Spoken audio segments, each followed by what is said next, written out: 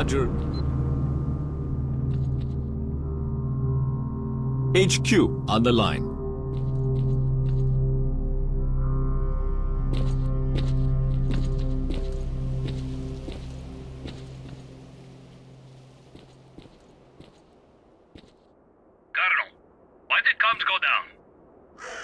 Because of the emission, it's impossible to establish comms during one.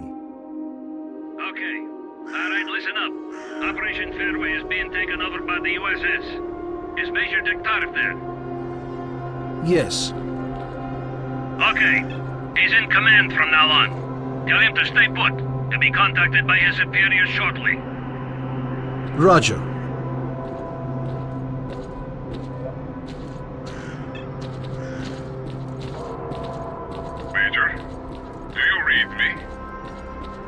Major Degtyarev here. I read you.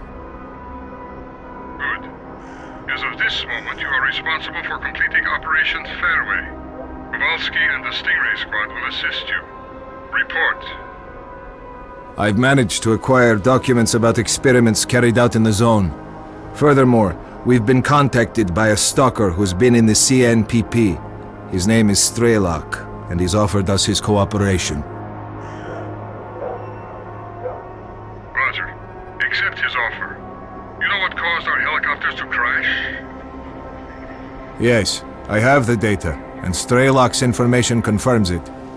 The helicopters were hit by anomalies after their locations changed during the emission. The anomaly map issued to the pilots turned out to be useless. Good. That means we have until the next emission. We'll be collected together with the stalker from position B28. Stingray Squad will be evacuated with you. The birds are already in the air. Over and out. You heard the news, fellas. When we go, stick together and keep the stalker alive. Any questions? Get ready to move. Major, can I have a word?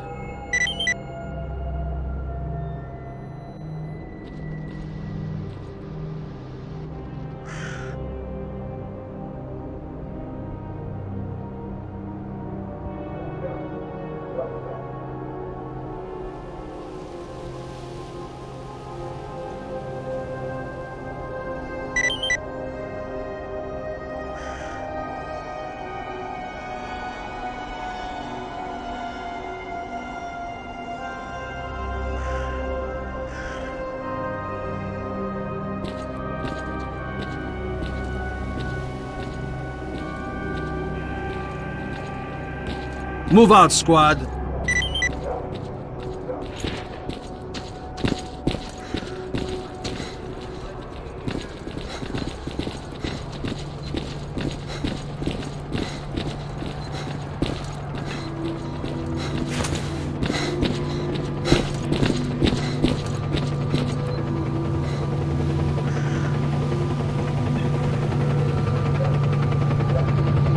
Would you look at that?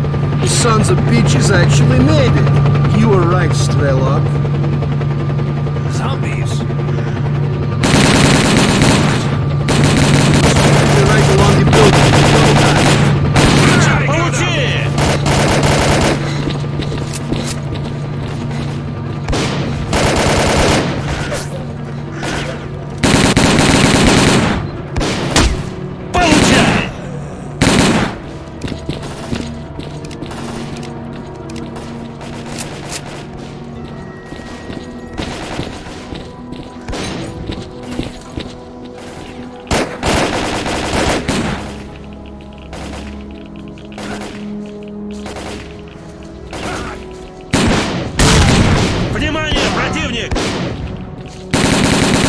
Прищучил!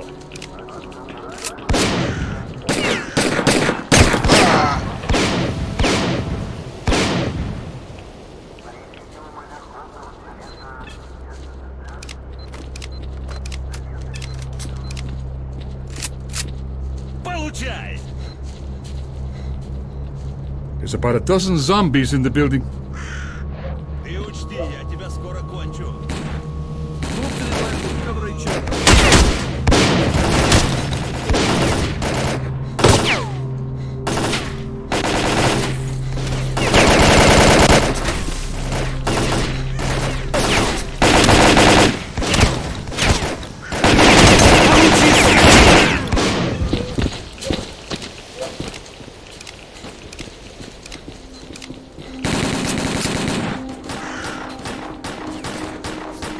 тебя сейчас на тот свет отправлю, сечешь?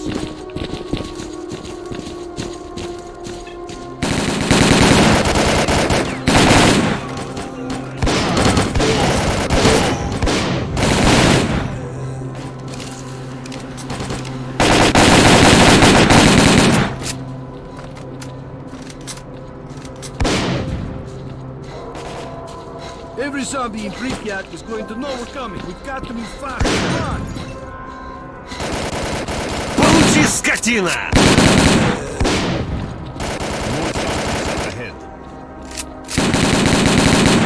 Порвем их!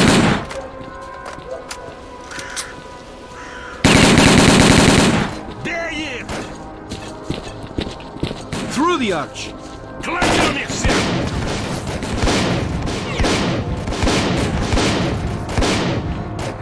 Влепил, скотине!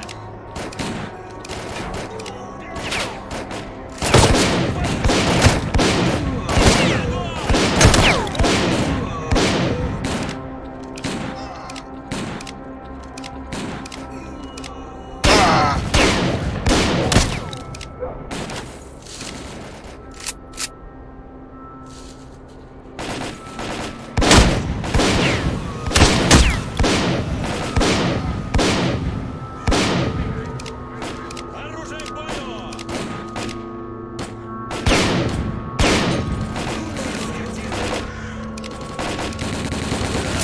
Скушал мой подарочек!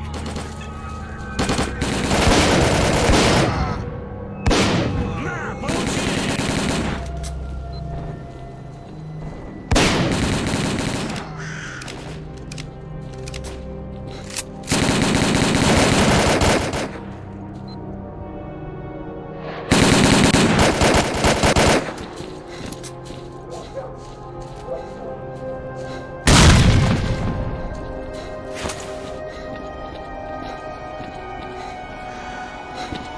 Stay alert and follow orders. We're real close to the evacuation point. Let's move!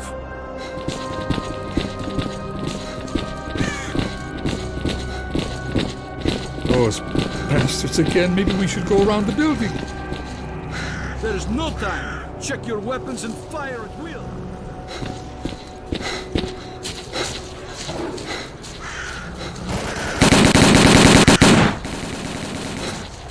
Fire at will. Go!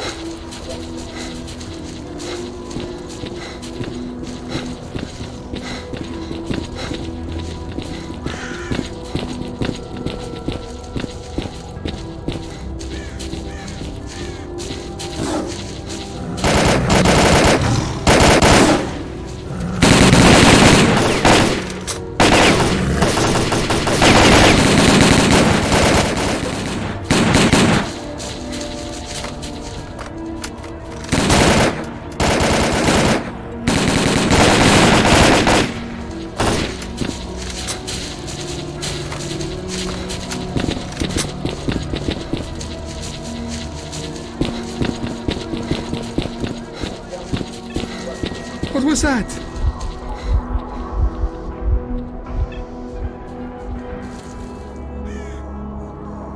Don't stop. Keep moving. It's here. Run!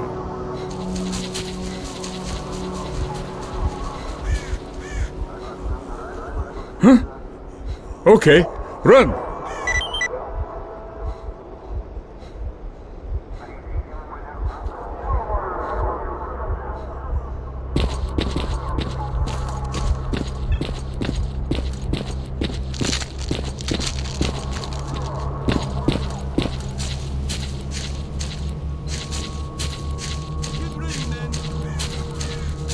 Major Detective, we're taking heavy fire from an unidentified enemy. We cannot hold out for long.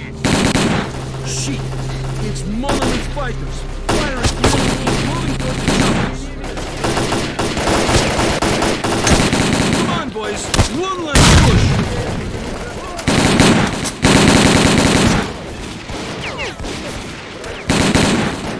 To the choppers, go! Go! Go!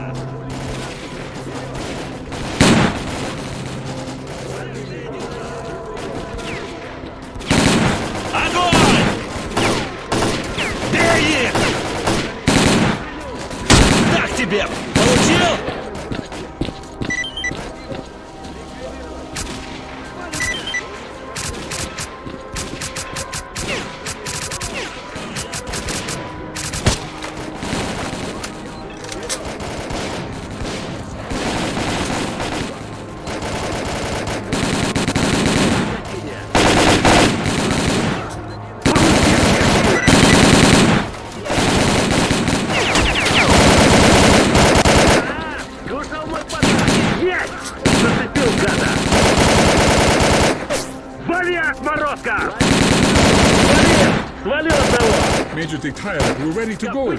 Get in that chopper. It was worth it.